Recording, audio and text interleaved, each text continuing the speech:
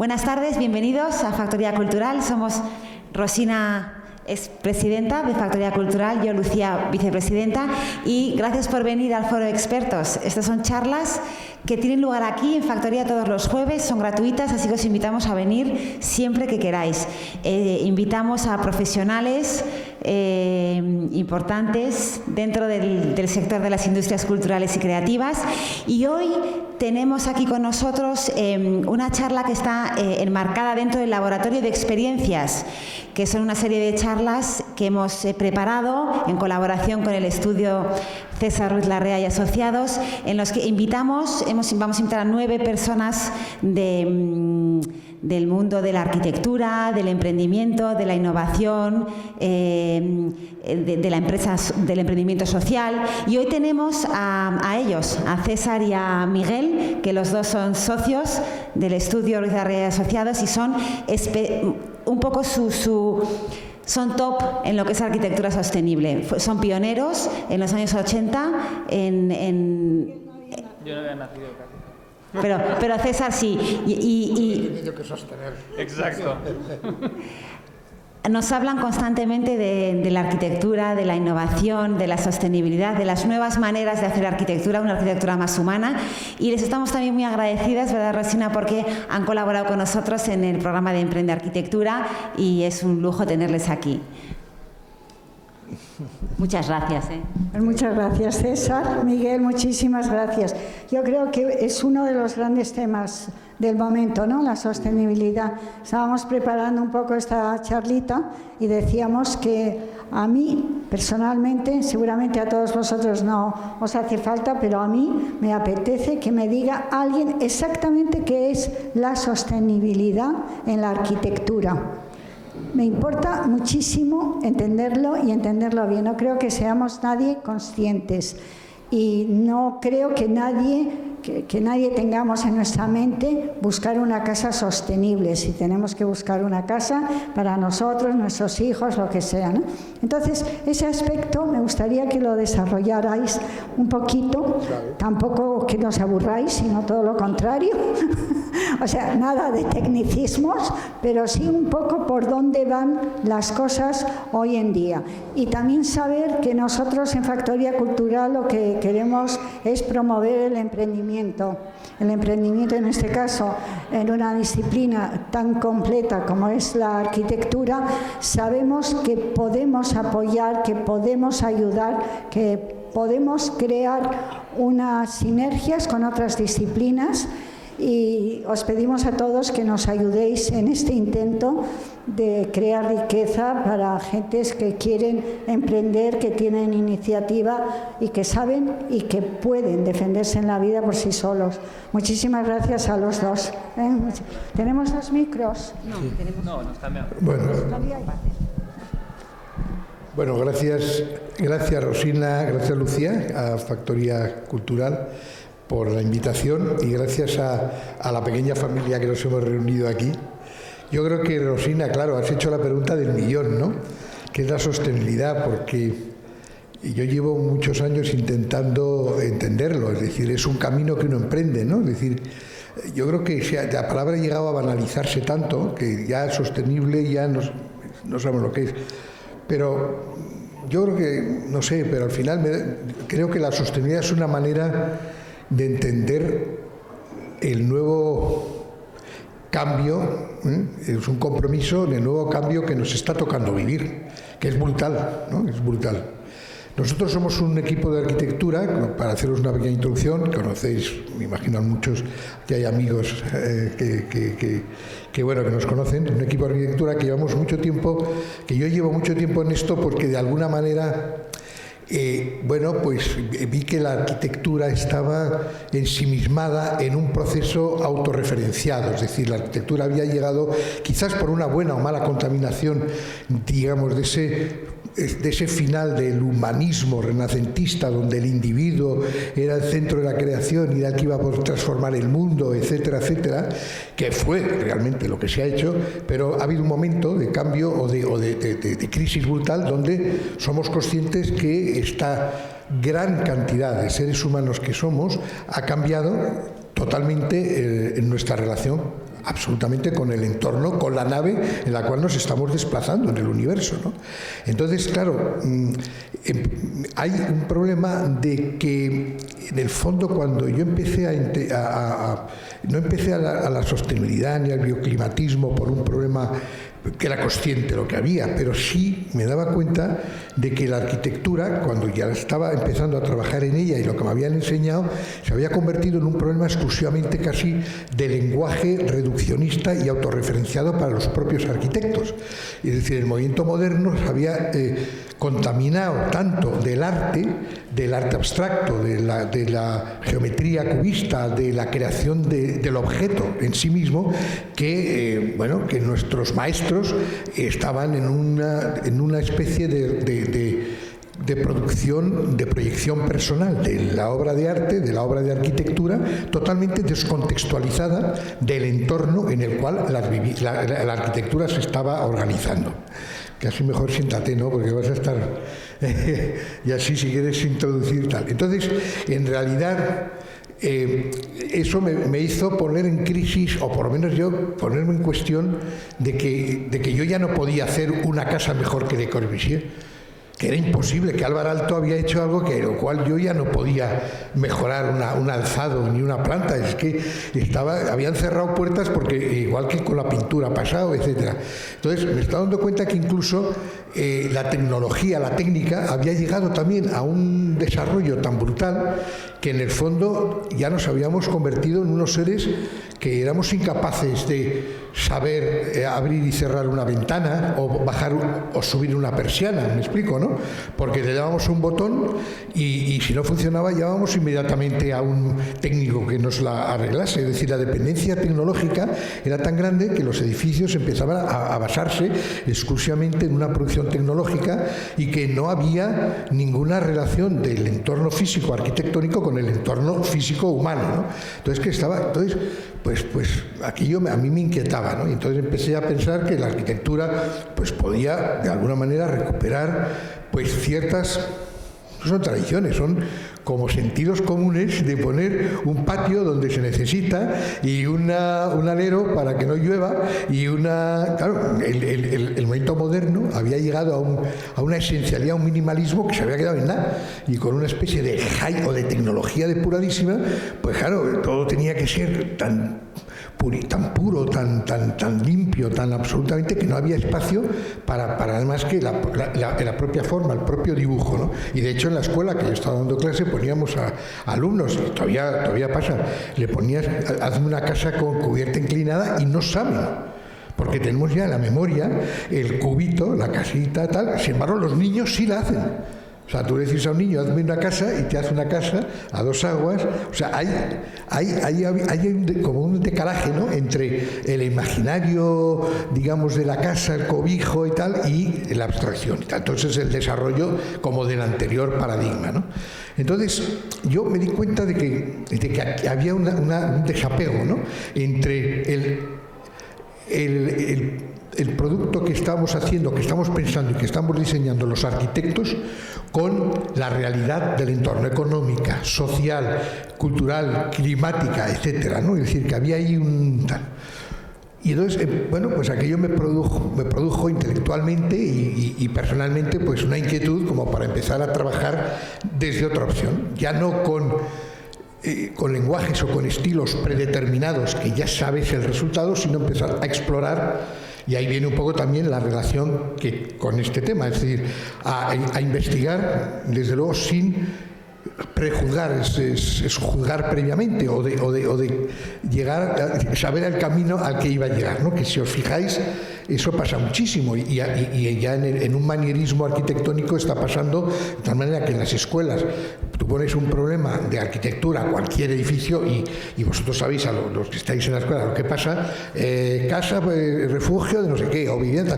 Entonces lo primero que hace es que la gente va al archivo de biblioteca y mira una arquitectura que esté ya hecha, que esté ya producida, y esa forma la coge y la fagocita sin entender qué es lo que está pidiendo, cuál es el problema que hay que resolver, cuáles realmente los asuntos a los que hay que... Y la arquitectura es un arte, pero un arte con razón de necesidad. Ahí radica la importancia de la arquitectura. Se había convertido en un ejercicio puramente endogámico de arquitectos, autorreferenciado, formal, etcétera, ¿no? Entonces, yo creo que esto se tiene que plantear, y empecé a pensar que esto tenía que ser otra manera de entender la arquitectura. Efectivamente, estamos hablando de los años 80, un ambiente cultural de crisis tremendo. Si quieres, pon un poquito, fijaros. Bueno, me encanta esa sombra que aparece ahí arriba, que le da, compone incluso la diapositiva o la foto, ¿no? No, pon la anterior. Fijaros, ¿todos sois arquitectos o no? No hay ningún arquitecto. ¿Sabéis quién es Le Corbusier? Le Corbusier, el arquitecto. ¿Tú eres arquitecto? ¿Tú también? Levantar las manos los arquitectos. Bueno, pues hay bastantes. Pero fijaros, ¿qué os quiero decir con esto? Que os acordáis lo que nos decía Le Corbusier, nos lo han enseñado como un gran creador, ¿no? Plástico, que generó un lenguaje moderno, racionalista y realmente brillantísimo, porque Le Corbusier es fantástico.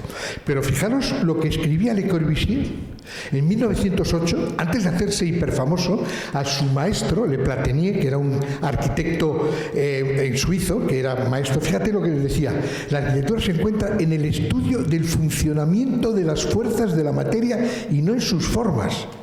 Es decir, las formas eran la consecuencia de un estudio de cómo funciona la materia y cómo funcionan las cosas. Es decir, estudiar la naturaleza no desde su aspecto formal, sino porque esa forma adquiere, viene determinada por el análisis de lo que quiere resolver o cómo tiene que sobrevivir ese elemento de naturaleza, cómo se tiene que adaptar al medio, y entonces la forma es un resultado de una consecuencia. Ese hecho intelectualmente me parece muy importante, porque cuando se hablaba de Le Corbusier, fijaros, y yo he sido alumno, cuando me hablaban de Le Corbusier, me hablaban desde un lenguaje de composición, de estilo, de forma en sí misma, de composición de luces y sombras, y sin embargo él tenía una formación que venía de esa preocupación ya casi de conocer la materia, el entorno, ¿no? Bueno, ese Corbusier a mí fue el que me interesó.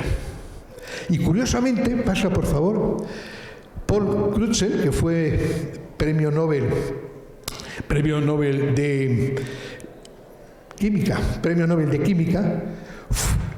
de Química, hace muchos años acuñó el término de antropoceno. ¿Sabéis lo que es el antropoceno? Ya nos suena. ¿Sabéis lo que es el antropoceno?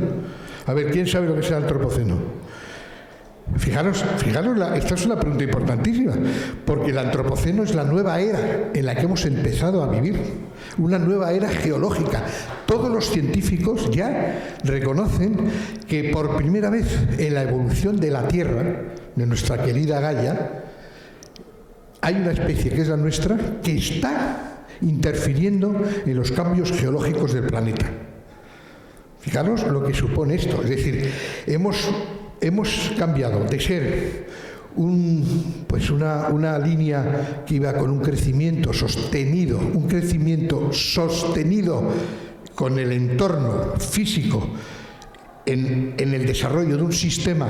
La Tierra es un sistema cerrado, ¿vale?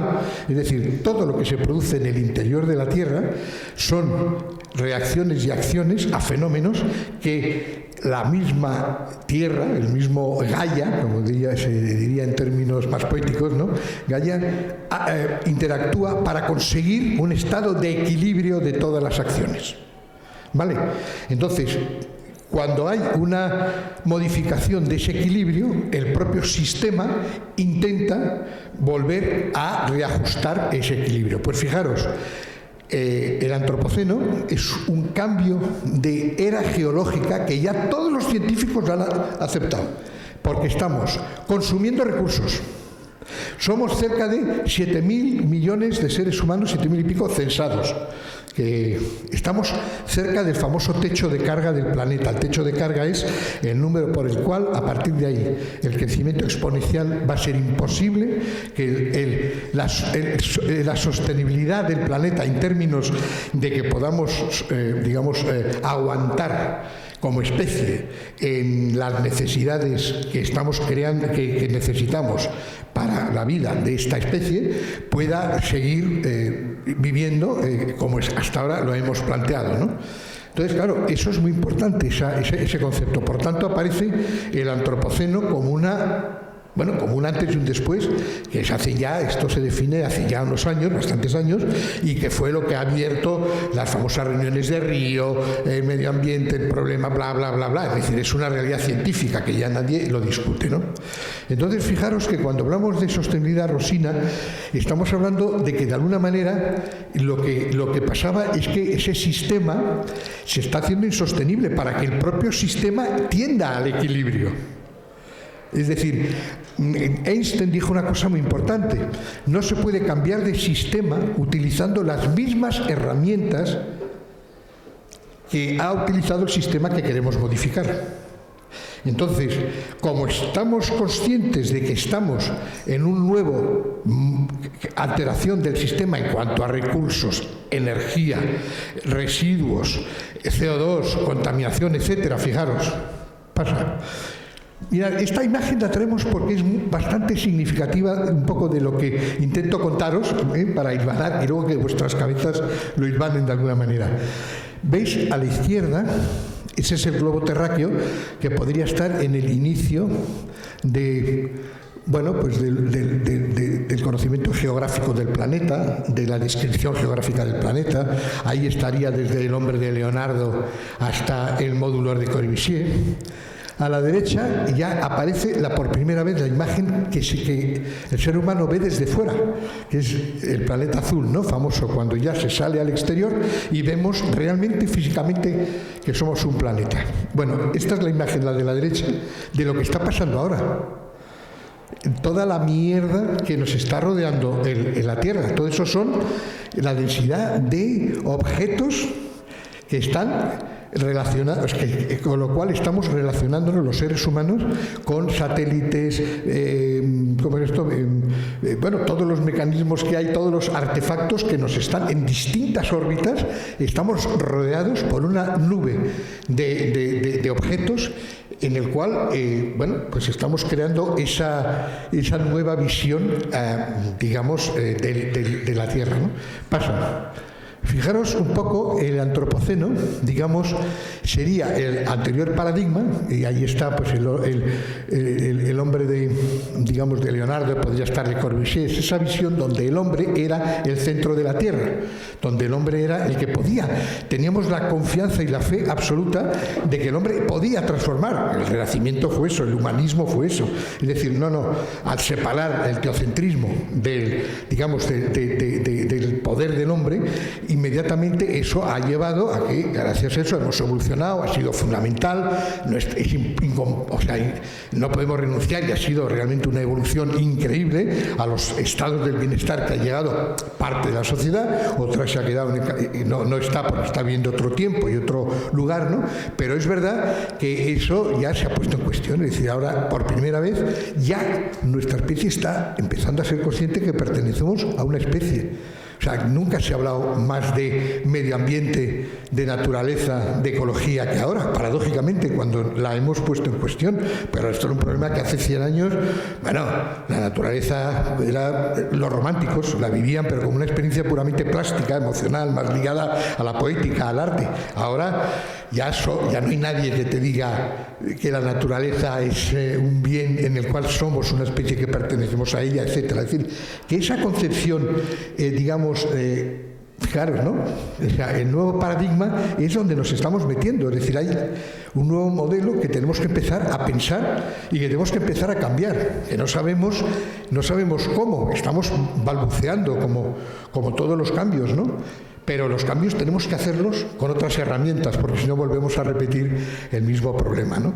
Y fijaros, claro, esto se ha producido por fijaros lo que es una urbanización en el territorio. Pues esto es en una ciudad de estas, una de las grandes extensiones en Sudamérica, pero hay miles de ciudades que nosotros pues vivimos en un entorno bastante privilegiado, pero esto va así.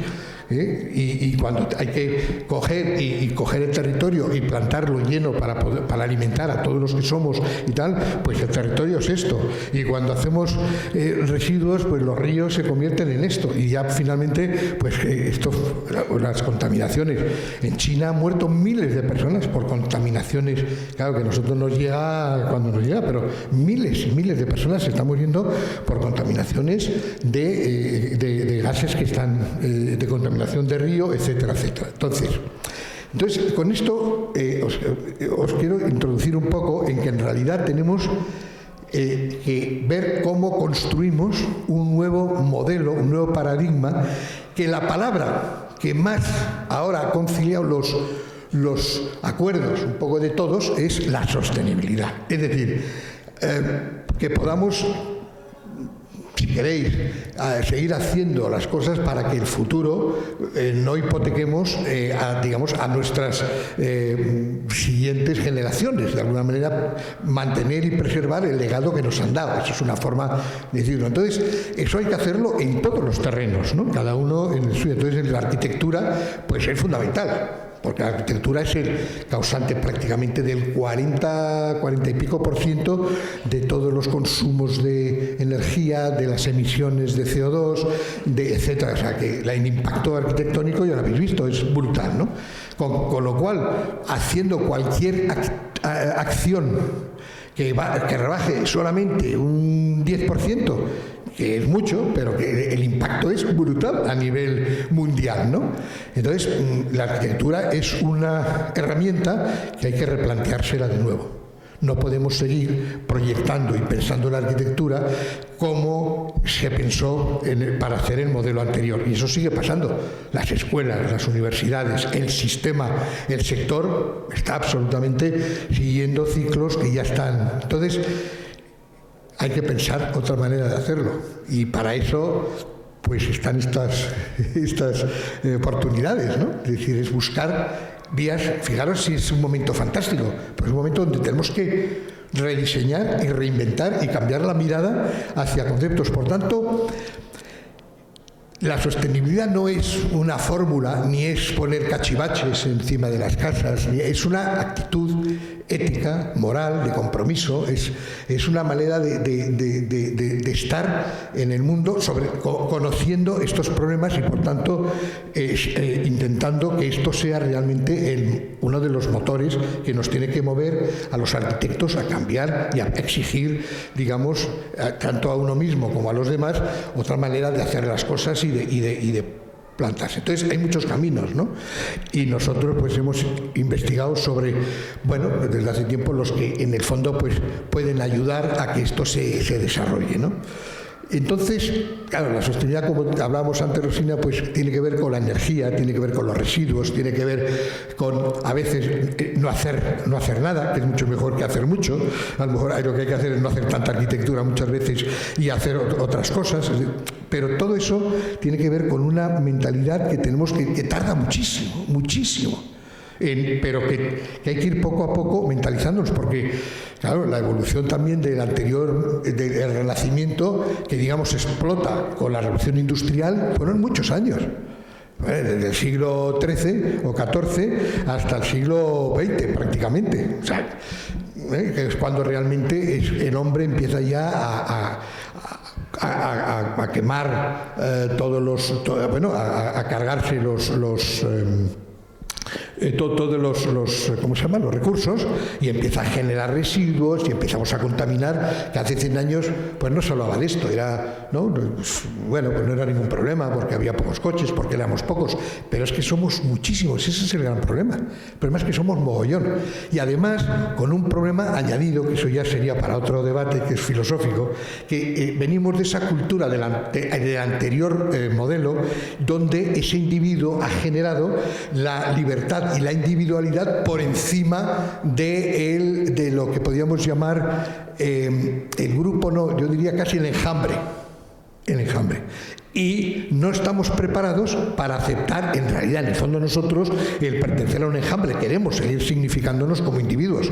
Y tanto la política como la sociología, como la antropología, como la cultura, está abonando y trabajando en el sistema. Y entonces, eso es un problema. Es un problema porque Gaia se encargará, no puede salir de nosotros mismos, estoy convencido, porque nuestra mecánica de pensamiento antropológica y social va precisamente en enfatizar el yo, y políticamente y todo está planteado frente a nosotros. Y gracias a ese yo individual sobrevive nuestra propia individualidad. Pero sin embargo, los problemas son de índole casi de enjambre. No sé si me entendéis esto. Entonces, el yo enjambre no lo podemos soportar, nos supera, ¿no? Porque nos parece, o sea, es verdad, ¿no? O sea, el ejemplo más tonto, pero si queréis, es el de los atascos, ¿no? Es decir, cuando tú vas al atasco, siempre el que no le toca coger el atasco, dice, madre mía, ¿cómo es posible que todos los días haya 1 millón de coches que entran en Madrid y son 1 hora y media, 2 horas ahí metidos, consumiendo, el tiempo? Bueno, pues sin embargo el que está dentro lo vive diciendo, estoy oyendo mi radio, estoy en mi mundo, estoy aquí, se ha creado su propio yo, ¿no? Para poder defenderse de alguna manera de esa barbaridad y de esa situación absurda en la que estamos todos metidos. Entonces, bueno, todo esto pues es un cambio de modelo y de paradigma brutal. ¿Saldrá? Pues no, o sea, tiene que salir porque el sistema, os vuelvo a repetir, es un sistema cerrado. Y acordaros del principio de la termodinámica, la energía ni se crea ni se destruye, se transforma. Y lo único que se libera, como sabéis, es la entropía. Y estamos en un sistema energético. Por tanto, el hombre energético, el hombre termodinámico, está cogiendo el poder frente al hombre renacentista, frente al hombre de Leonardo, ¿no? Y entonces estamos en un momento realmente de un cambio brutal. Y eso es una oportunidad brutal. Estamos en una oportunidad brutal. Y el papel del arquitecto tiene que cambiar. Es decir, ese modelo de arquitecto, digamos, que nos apasiona a todos, y a mí el primero, que es el conocedor de todo el proceso y tal, es imposible de seguir fomentándolo, y entonces hay que abrir muchísimas posibilidades de ejercer la arquitectura en muchísimos campos, que eso es un poco de lo que se trata, los que estáis aquí, ¿no? Y de lo que tenemos que pensar entre todos. Esto es un problema de todos, ¿no? Entonces nosotros hemos trabajado mucho, por ejemplo, en temas de la industrialización. Les vamos a poner algunos ejemplos porque yo creo que ayudan a entender de alguna manera, que luego hablamos de todo esto y charlamos, y lo comentamos así en voz alta, pero entiendo un poco, cuando empezamos a trabajar sobre esto, y hace mucho tiempo, pues empecé a ver y tal, y uno de los temas claves es la industrialización. Por eso le hemos llamado al tema la industrialización, todo por hacer. Es un sector, el de la arquitectura, que tú, ¿verdad, Mariano?, está totalmente obsoleto, que seguimos construyendo y haciendo las cosas como lo hacían prácticamente los romanos, se va tecnificando, pero en España hay una asignatura brutal pendiente, que es la industria, la relación con la industria. Las escuelas y las universidades están de espaldas a la realidad, de espaldas totalmente al mundo industrial, siguen ensimismadas y autoalimentándose de un concepto de que se crea los profesores acaban siendo se termina la carrera y entonces haces tu tesis y sobre tu tesis un doctorado para ser profesor, y entonces cada vez entonces se retroalimenta, y resulta que en las escuelas, todas las escuelas y la formación se aleja de la industria, está totalmente, entonces va a su bola, no evoluciona, seguimos haciendo las cosas igual, ¿no? Entonces trabajar con la industria es una manera absolutamente importantísima de empezar a cambiar la herramienta, de cambiar el modelo. Entonces la industria es que está todo por hacer aquí, pues creerme, o sea, está todo por hacer, o sea, hay un campo brutal, es cambiar la mirada, porque es que hay tanto por hacer. Entonces nosotros, por ejemplo, estamos trabajando en un proyecto, muchos habréis oído, que es la casa por el tejado.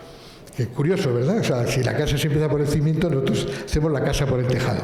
Lo que hacemos es muy sencillo, levantamos casas con una grúa encima para completar la edificabilidad. Hemos visto que la ciudad, cuanto más compacta, más es más sostenible en el sentido de que hay menos energía que consumir, que los servicios ya están hechos y por tanto se reparten ya entre la edificabilidad que está hecha, todas las instalaciones se pueden mejorar a través de, ya que están, es decir, que no podemos ir haciendo arquitectura que vaya comiendo el territorio, y entonces estamos produciendo, espera un momentito. Y entonces es una experiencia que estamos haciendo, que es levantar industrialmente una casa. Hay muchas viviendas que están fuera de ordenación porque la ciudad ha crecido, y hay muchas viviendas que tienen todavía una edificabilidad remanente, lo que se llama el derecho de vuelo, que a lo mejor en los nuevos planeamientos pues quedan por construir tantos metros cuadrados. Entonces nosotros lo que hacemos es compramos a los propietarios ese vuelo, lo compramos de acuerdo con ellos, y hacemos una operación de servicios, con lo cual la casa por el tejado lo que hacemos es reunimos a los vecinos y decir, mira, en un ático, en sitios donde hay una demanda, el ático siempre, además, curiosamente ha cambiado la tipología y son los espacios más atractivos, que en el siglo XIX era el principal, ¿verdad? Pues todo eso ha cambiado. Entonces lo que hacemos es le compramos el ático y decimos, bueno, pues hacemos una cosa. Aquí un ático está a 100, vamos a poner a 100 euros metro cuadrado de venta. Bueno, pues si vamos a hacer 500 metros cuadrados, pues lo que tenemos son 500.000 para repartir. Bueno, pues esto supone cada vecino va a tener en base a la proporción que tiene la comunidad tanto dinero, o sea, transparencia. Nosotros como servicio vamos a cobrar tanto, es decir, no especulamos, no somos promotores, sino hacemos un servicio, hacemos la gestión, construimos, lo levantamos y lo vendemos. Y con eso pasamos a más la ITV, arreglamos la vivienda y todo el mundo contento. Pero no cobramos la parte, es el diferencial que cobraría un promotor, sino que es para dar trabajo a los arquitectos que trabajamos allí, y la gestión, y entonces pues un colectivo de gente trabaja con sus sueldos en ese tema, ¿no? Y la idea es hacerlo sin molestar lo más posible a la ciudad y al vecino, para lo cual lo montamos todo. Pedimos una licencia, se monta todo en una nave industrial, con lo cual trabaja día y noche, que lo ofrecemos a un concurso para que las empresas lo hagan, industrialicemos todo, y cuando está todo industrializado, que se prueba en taller, venimos con un camión y en un fin de semana, pum, pum, pum, lo montamos y ya está. Entonces eso se llama la casa por el tejado, es decir, y hay una manera de entender un proceso de construcción que es muchísimo más sostenible. ¿Por qué? Porque se trae la construcción en un entorno de radio. La energía incorporada en ese proceso de construcción es 100 veces más pequeña que si tienes que traer de fuera y montarle y subirlo con la gente, con polipastos por la casa, etc. Los materiales son mucho más ligeros porque los hacen encima de la casa. Luego tienen mucha menos carga, digamos, de energía incorporada en cada metro cúbico de casa, porque hay menos material y por tanto al haber menos materia hay menos consumo de extracción, transporte, elaboración, etcétera. Es decir, al final el metro cúbico de esa vivienda puesta así es a lo mejor el 60% más ahorrado, más energía en todo el ciclo de producción de esa casa que otra hecha directamente con métodos tradicionales en tiempo, en coste, etcétera, etcétera. Con lo cual todo el proceso es más sostenible en cierto sentido, porque va más en la obtención de menos recursos, menos demanda, menos castigo a toda la producción de energía, a la obtención desde el material que sale de la tierra hasta la transformación, el proceso, el transporte, etcétera, etcétera, y menos residuos, y además con mano de obra que trabaja en una nave, con lo cual, etcétera. Entonces vamos a ver un pequeño vídeo para que veáis así a cámara rápida un poco uno de los temas. Nos pasa, por favor, ahora sí.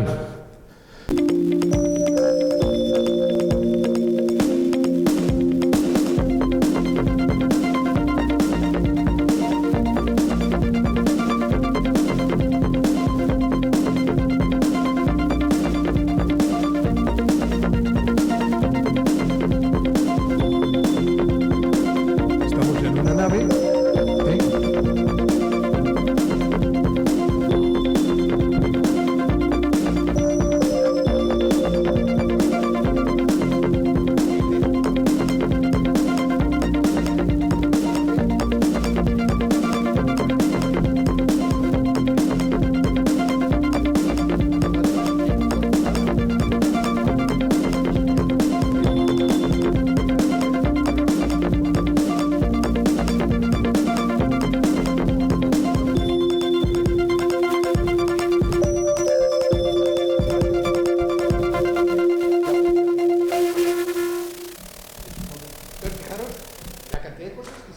hacer solamente analizando sistemas constructivos. Y ahí se pueden analizar encuentros, estructuras, materiales, etcétera. Es decir, que este es un camino que tiene un recorrido brutal y ahí no tienes que andar con el paleta, oye, súbeme agua, mortero. Y esto se puede llegar a una industrialización, bueno, abarataría, densificaría y sería un camino increíble, ¿no? Y hay muchas cosas que se pueden aportar en un proceso de industrialización que en España las industrias, la mayoría siguen estando todavía con el ladrillo y el mortero y que ya pues y esto, fijaros, estamos haciendo esto es una casa, en Velázquez, esquina de Diego de León, no sé si os recordáis, hay esa casita, que es de ladrillo, que hay un pub debajo, y arriba tiene una vallita verde, y que es una casa como neomudéjar de 1800 y pico, que está muy bien, es muy bonita, ¿no? Y entonces ahí hay dos medianerías, y fijaros, nosotros lo subimos todo y además vamos a hacer unos paneles con una plaqueta de ladrillo y todo en un aluminio absolutamente, pues reciclado, etcétera, etcétera. Se sube, pasa al anterior, por favor, y entonces al final lo que queda es el cuerpo bajo, tapamos las medianerías y con la misma modulación que había de unos de un mirador antiguo, pues hacemos, pero todo con piezas que se levantan, clink, clink, clink, clink, lo levantamos y esto va a ser la nueva esquina. A mí me gusta, está que mola, ¿no? O sea, pero que en el fondo es todo un proceso de industrialización y solución en un PIS+. Claro, ahora estamos gestionando, fijaros, estamos gestionando con el ayuntamiento que es que no, hay cosas aquí que no entiende, porque claro, las normas se han quedado anticuadas, absolutamente. Entonces llevamos 11 meses solamente para que nos den la licencia contra incendios, porque como es un edificio que tiene la escalera protegida, resulta que la escalera protegida es que no puedes tocar nada. Entonces, que no vale gran cosa, pero bueno, está protegida. Protegida porque alguien dijo, esta escalera es de 1800, venga, vamos a protegerla. Entonces, claro, pongo por caso, una escalera de esos años pues tenía 0,85, pues los barrotes de hierro, ahora ya no cumpliría. Y entonces, claro, no hay normativa que van siempre como por detrás de los avances del pensamiento, de los... Entonces, no saben los técnicos, bueno, ¿y qué podemos hacer? Digo, no, pues ponga usted que sí, yo me comprometo, sí, pero como el otro tiene que firmar y los técnicos están ahora que en gerencia no les apoyan los políticos, porque los políticos cambian, entonces que se queda el técnico y luego le pueden... Hay un problema, pero ¿por qué? Porque en el fondo no se puede cambiar de modelo utilizando las mismas herramientas, como decía Einstein, del modelo que queremos modificar. Entonces, claro, eso nos está implicando a todos a una modificación y a una manera de mirar las cosas radicalmente distintas. Por ejemplo, el proponer normativas, parece una chorrada, pero que un arquitecto está preparado para puede generar una propuesta de cambio y de cambio de normativas increíbles. Hasta luego, Mariano. Cambios de normativas increíbles. O sea, se pueden reestudiar aplicaciones en APP del código técnico de 1000 cosas para las casas. O sea, hay un mundo tremendo en todo este tema de la industrialización y la rehabilitación mogollón, ¿no?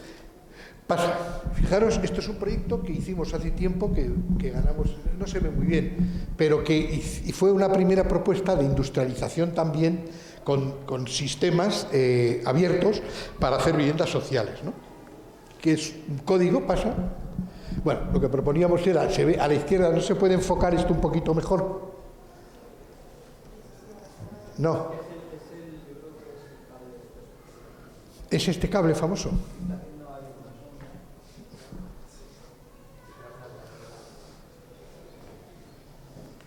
Soy capaz. No lo tiraré, ¿no? No, pero de todas formas bueno, pues hola.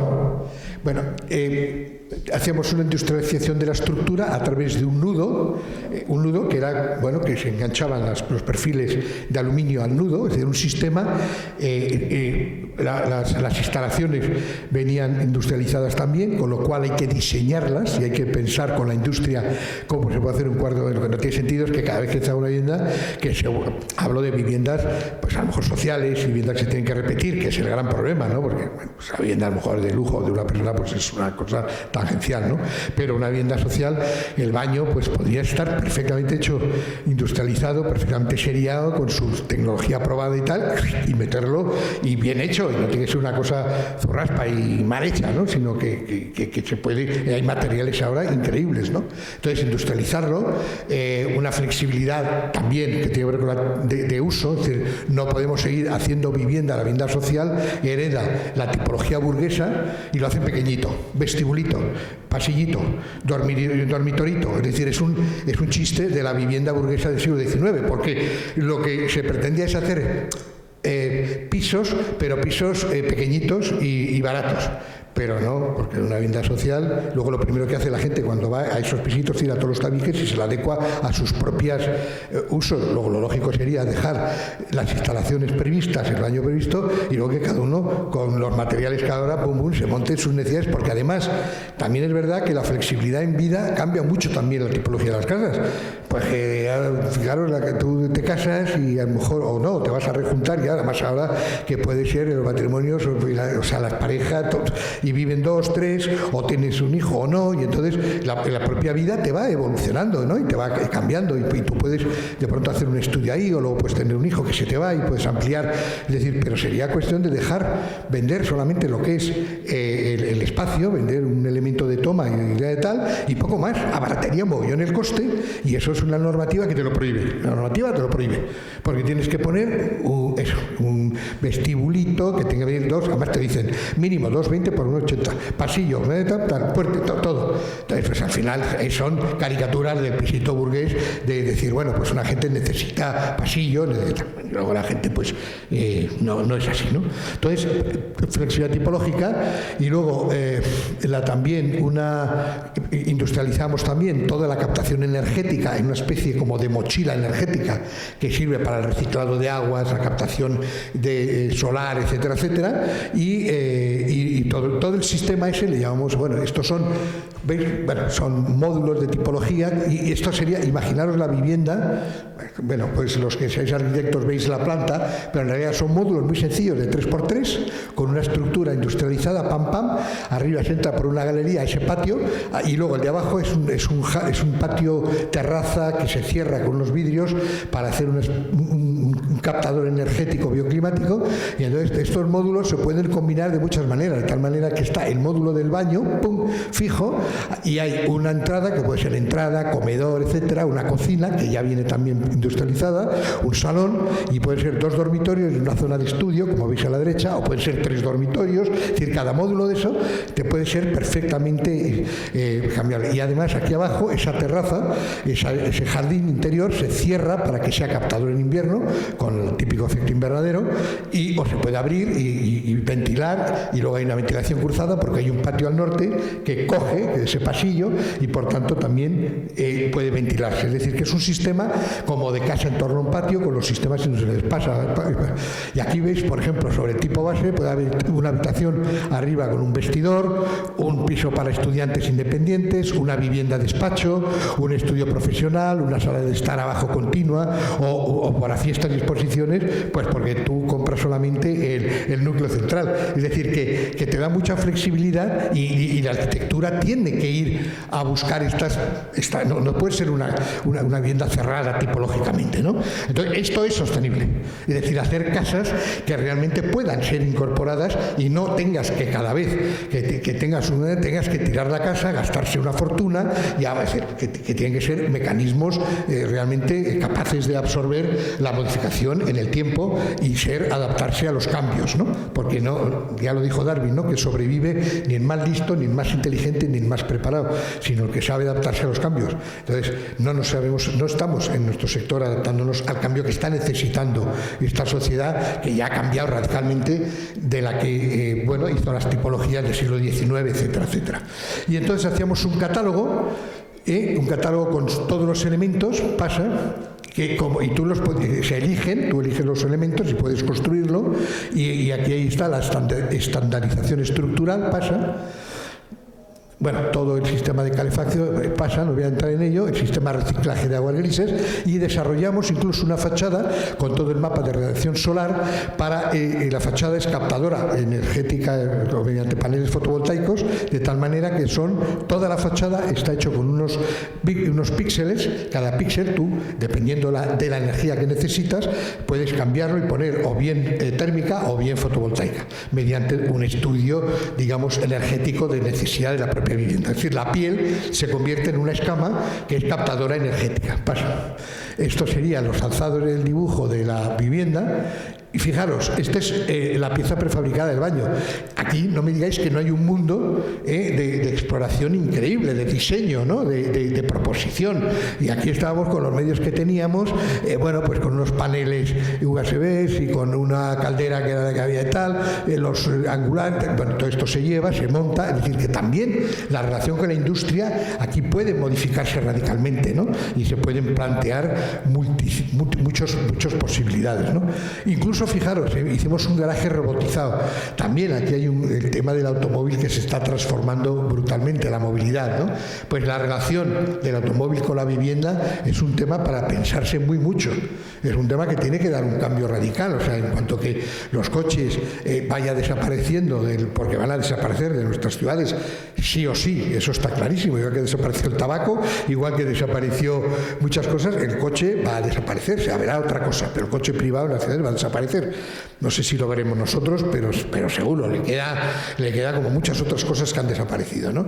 Entonces hablaremos, hombre, sí, pues mis bisabuelos iban en coche al trabajo y tenían una cosa, pues será otra cosa, porque no puede ser, porque hemos hecho las ciudades en función del automóvil y se nos ha olvidado que son las personas que tienen que disfrutar. Y resulta que ese aparato que fue fundamental para tanta evolución del ser humano ahora nos está contaminando y es la que nos está produciendo unas ciudades pues muy difíciles, y entonces se tiende a la peatonalización, pero el cambio es muy difícil, porque cada vez que produces un cambio, pues fíjate, se echa encima medio mundo, esto no puede ser, la cultura, todavía la mayoría de los jóvenes por estadísticas, digamos de clase media baja, lo que quieren con su primer sueldo es comprarse un coche, que es lo que mola. O sea, que todavía esas cosas pues son herramientas de un anterior modelo, ¿no? Que hay que empezar a modificar y que se van a modificar sí o sí, ¿no? Entonces, bueno, esto es la vivienda toda industrializada que hicimos, de vivienda social, plan. Pero bueno, pasa. Por ejemplo, en San Pablo de Sevilla hicimos un proyecto que aquí explora otro tema fundamental para que lo penséis, que son los materiales, ¿no? Pero en realidad todos los materiales y todo lo que no sea tradición es copia, ¿no? A mí me gustaría que pensaseis bien esta frase, porque a mí me impactó mucho cuando dijo uno de mis maestros: todo lo que no es tradición es copia. Tradición viene de tradire. Yo no estoy hablando de conservación, de ser conservación, estoy hablando de tradición, es decir, de seguir un recorrido, ¿no? Y solamente trabajamos en hombros de gigantes o de los que nos han precedido, ¿no? Entonces, el que no siga la tradición es porque se está copiando, porque tú no te vas a inventar ex novo ninguna nueva historia.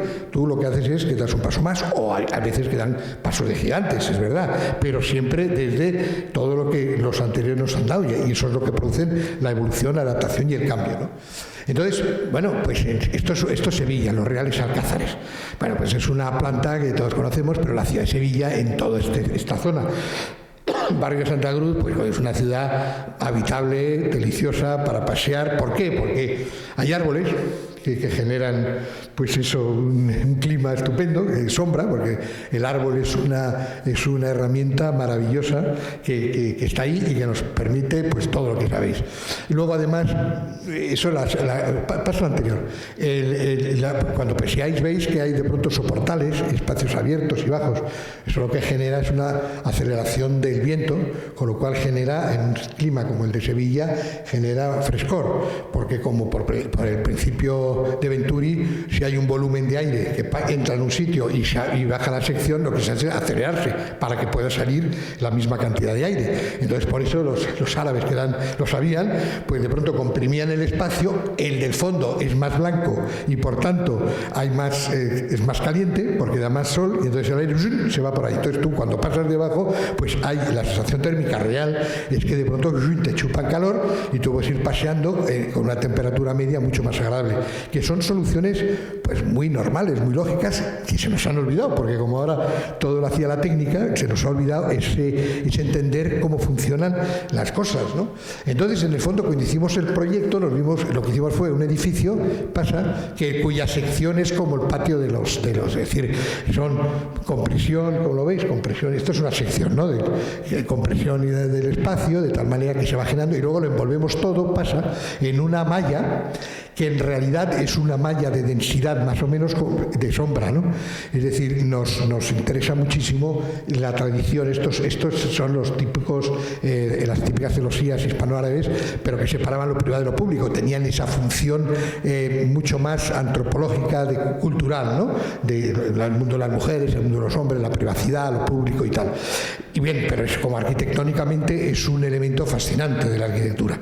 Bueno, Cristina Iglesias, que es una gran artista, que sabéis quién es, algo de eso ha hecho en su obra, que siempre me ha fascinado la obra de ese artista, y crea esos ambientes, esos claroscuros, crea esas atmósferas tan bonitas, ¿no? Que era la mujer de ¿cómo se llama el marido? El que murió, de Juan Muñoz, ¿no? Bueno, Cristina Iglesias está ahora con una exposición muy, muy interesante en el Centro Botín de Santander, ¿no? Bueno, pues y esto nos inspira, veis esas geometrías árabes, ¿no? Que realmente te dan con un tipo y que eso lo repiten con un rigor geométrico brutal. Y entonces lo que hicimos fue a todo eso envolverlo con una estructura, con un material que hay en el mercado, que es un digestor de CO2. Es decir, es un geosílex, que es un material que carbonata en la propia constitución mineral del mismo, y que en el periodo de 10 años es capaz de digerir, es un sumidero de CO2 y es capaz de absorber el CO2 que se produce en un entorno próximo, a lo mejor de unos 200, 500 metros, de tal manera que ese edificio está durante 10 años carbonatando el CO2 de la atmósfera.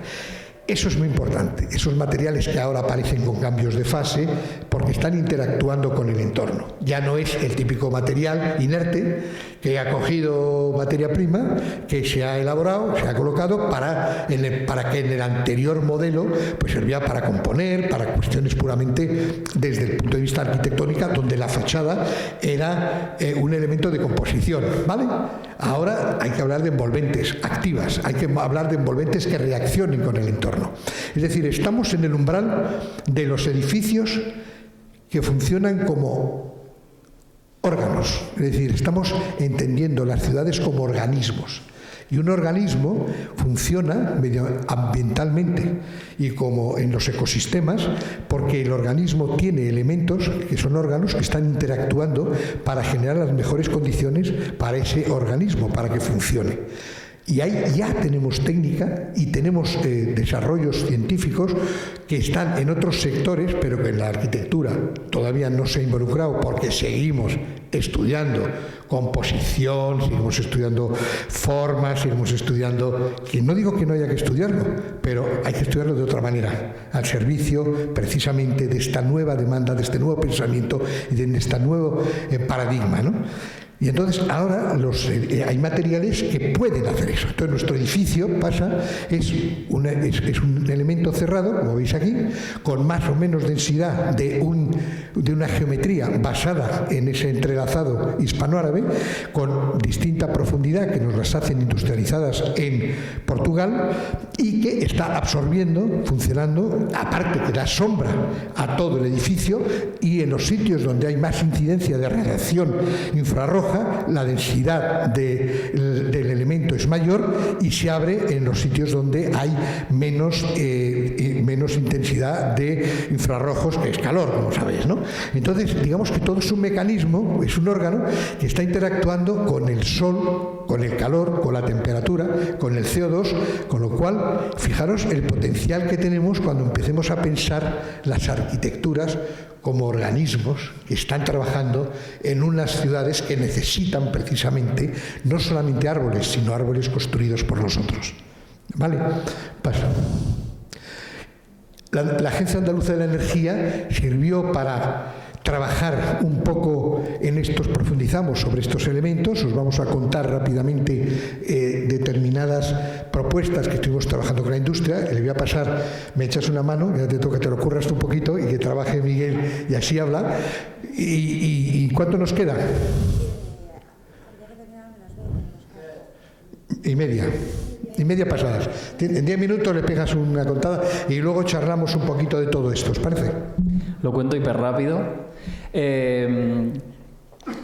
Sevilla, bueno, después de todo lo que os está contando Celsa durante la tarde, aquí en Sevilla se produce un efecto que muy poca gente conoce, que es el efecto marea, que es lo que se produce cuando se junta la corriente fría del océano con la corriente cálida del Mediterráneo y hace que a las 7 de la tarde, ahora entenderéis por qué os cuento esto, a las 7 de la tarde suba un efecto marea y refrigere toda la ciudad, cosa de la que no hemos hablado aquí hoy, que también estamos trabajando, que es en cómo se refrigeran las ciudades y cómo podemos trabajar estos materiales que os estamos contando para no aumentar el efecto isla de calor, que es cuando aumentamos la temperatura de las ciudades simplemente con los materiales que nosotros empleamos.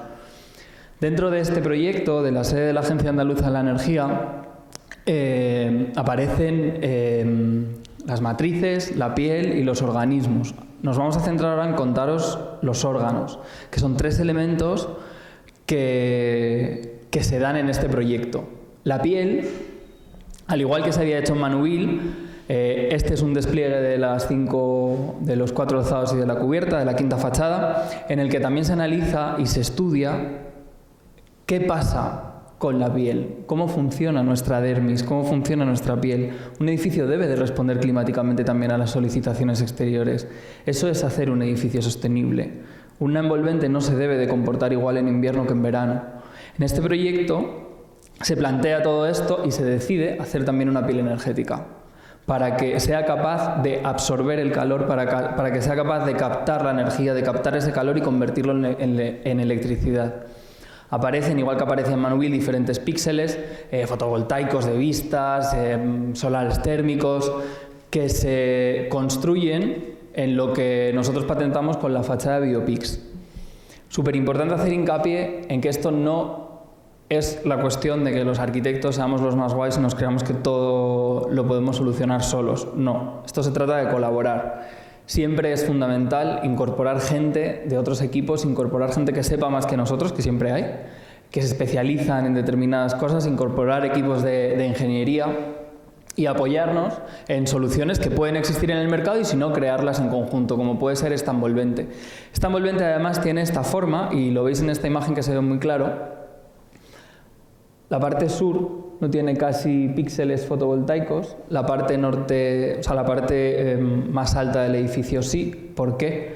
Porque hay un edificio delante que arroja sombras. Eso es estudiar el lugar, ver hasta dónde podemos llegar. Aquí lo podéis ver muy claramente, además se ve el arco solar perfectamente en el edificio, de cómo ese movimiento del sol nosotros lo tenemos que tener en cuenta, porque es lo que nos da vida, nos ilumina y a la vez es lo que nos puede garantizar esas energías renovables que ya tenemos que incorporar en el proyecto sí o sí. Fijaros que lo que está diciendo Miguel es importante.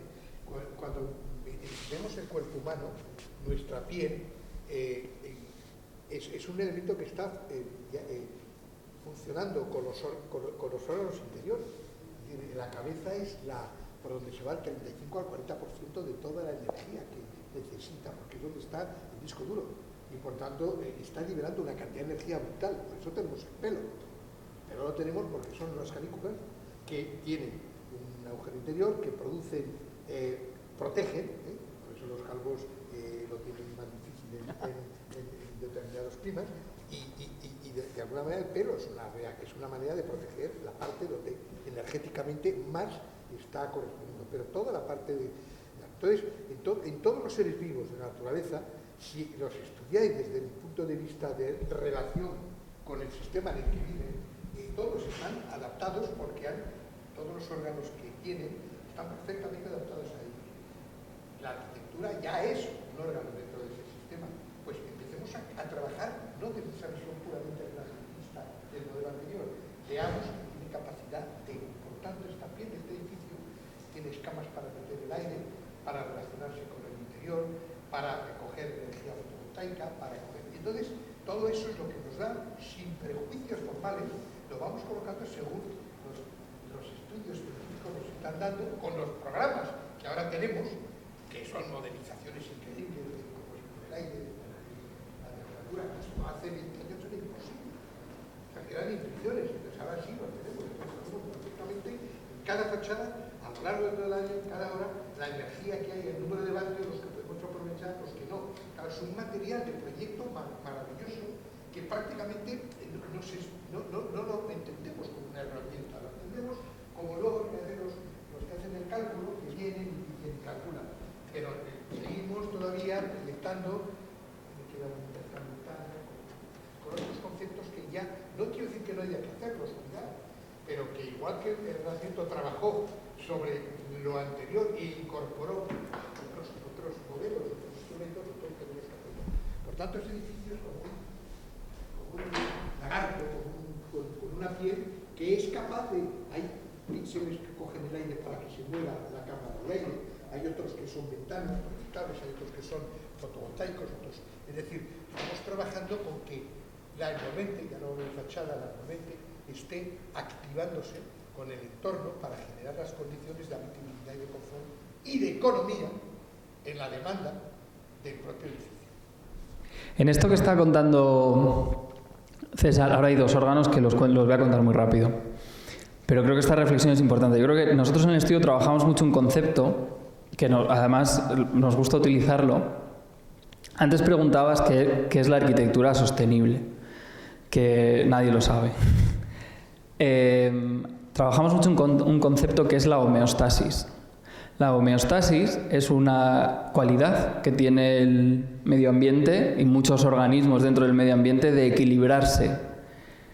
Creo que la sostenibilidad de la arquitectura tiene que equilibrar y reequilibrar de nuevo el sistema. Nuestro problema, como ha comentado antes César, es pura y absolutamente energético. Todas estas cosas que estamos viendo ahora de cambia tu ventana, tu caldera, o sea, tenemos un problema súper grave de emisiones de CO2. Tenemos unos compromisos con Europa para 2020, 2030 y 2050 imprescindibles respecto a emisiones de CO2 porque o somos capaces como especie de reducirlas o nos morimos, señores. O sea, es que no vamos a ser capaces ni de respirar. Entonces, tenemos que trabajar toda la arquitectura, y no solo la arquitectura, sino todas las profesiones, en reequilibrar nuestro sistema, en hacer que nosotros como especie seamos capaces de producir una especie homeostática dentro del medio. Y este concepto creo que es lo que se intenta desarrollar en todas las líneas que trabaja pues España, la Unión Europea, la sostenibilidad y todos estos conceptos. Con lo que os hemos contado, el agua, los materiales, el transporte, ¿qué es más sostenible? ¿Un edificio que no consume energía y que derrocha 5.000 litros de agua al minuto o un edificio que no consume agua y que no derrocha agua y tiene menos energía? Bueno, pues hay muchos puntos a tratar dentro del concepto de la homeostasis. Dentro del edificio de Sevilla se desarrolló, porque también nos interesa, nos tenemos que iluminar y si lo podemos hacer de manera natural muchísimo mejor, sin estar consumiendo electricidad. Os voy a hablar de dos sistemas, uno de ellos es el lucernario. Nos basamos en la tradición, al igual que os hemos explicado con el tema de los patios, lucernarios mocárabes que se dan en el lugar. Y se trata de un concepto muy sencillo. Si hay luz fuera, dentro de un edificio que tiene una crujía súper profunda y no se puede iluminar, ¿podemos hacer un lucernario que sea capaz de meter luz natural al atrio e iluminar naturalmente las oficinas durante la mayor parte del día? Pues es que esa tiene que ser nuestra herramienta de trabajo. No que tengamos que disponer de una manera u otra los puestos de trabajo, sino, señores, vamos a daros calidad, que es lo que realmente a nosotros nos interesa, intentando utilizar el menor consumo posible de energía y el mayor de energías renovables. Es muy importante. Claro, igual, exacto. ¿Vale? Porque claro, hay patios, normalmente en Sevilla, porque es maravilla, pero muchas veces se cierran los patios porque por confort, por lo que sea. No las viviendas, pero sí los espacios. Pero claro, metes el calor, que es una manera entonces hemos diseñado un terrario que rechaza los infrarrojos, el calor, pero que el espectro visible lo meta al 100%. De geometría y de materiales que hemos desarrollado con industrias, en este caso con el hidrógeno y las finales de las TDM, ¿no? Entonces, con las industrias para conseguir triángulos que son estas pirámides están hechos por, ¿cómo se llama esto? Como por rotación, sí. Que es un material además muy reciclado y que sirve para ampliar el espectro de luz visible. Con lo cual, bueno, no vamos a contar ahora cómo funciona, pero lo importante es que veáis que es otra mirada. Un lucernario, ¿por qué no solamente va a ser un gran planeta? No. Sevilla tiene que ser que entre la luz el máximo espectro visible, pero que no entre claro. Y por tanto, estamos. Y esto ya se intuía con los vocabulares hispanohablantes. Ya había esa especie de búsqueda, ¿no? Entonces, ahora tenemos tecnología y sistemas para hacerlo. Estoy seguro que si ellos hubieran tenido nuestra tecnología, ya lo habrían hecho. Y ellos eran pioneros en tecnologías que era la que tenían. Inventaron pues la noria y cosas que ahora me parecen inventos fantásticos para subir el agua, porque en el fondo lo que estaban ya mirando, solucionando problemas, digamos, a necesidades de adaptarse y de poder vivir en confort. Entonces, bueno, pues esto es lo que... En realidad se paraban a observar lo que pasaba alrededor y nosotros hoy podemos saber en todo momento, en cualquier época del año, en qué posición está el Sol, en qué posición, qué va a pasar y qué no va a pasar, entonces se puede calcular, o sea, es que no tiene más, se puede hacer, o sea, esto es una realidad. Y luego igual que está la piel, igual que están los ojos, igual que está nuestra dermis, pues están nuestras venas, están estos pozos de luz dentro de la sede de la Agencia Andaluza de la Energía y trabaja también ese concepto. Vale, teníamos ese gran lucernario que no nos entraba calor, teníamos buena iluminación, pero había zonas en las que... 2 minutos. Había zonas en las que no nos llegaba la iluminación natural. ¿Qué hicimos? Unos pozos de luz que éramos capaces simplemente con este artefacto que habíamos creado de introducir la iluminación natural que captábamos arriba a las zonas más bajas y más profundas del edificio y éramos capaces de iluminar y garantizar los 500 luxes en el plano de trabajo en aquellas zonas donde era más complicado que llegasen. Son estos elementos que bueno, pues tienen un proceso de creación que lleva su sistema en colaboración. Exacto. Con tecnología, pero en los sótanos y en lugares que por profundidad de la normativa, pues en un entorno puedes trabajar perfectamente, y además que son elementos de arquitectura muy bonitos, porque ya aparecen órganos de que ya el propio edificio, no hemos traído imágenes esto. Pero es casi como si fuese un organismo donde hay venas, respiras, tal, y todo y ya va más allá de... Bueno, pues esto es un poco lo que... Se nos ha ido el tiempo. Pero como resumen os diría, yo creo que os queremos decir que estamos en el umbral de que vosotros estáis trabajando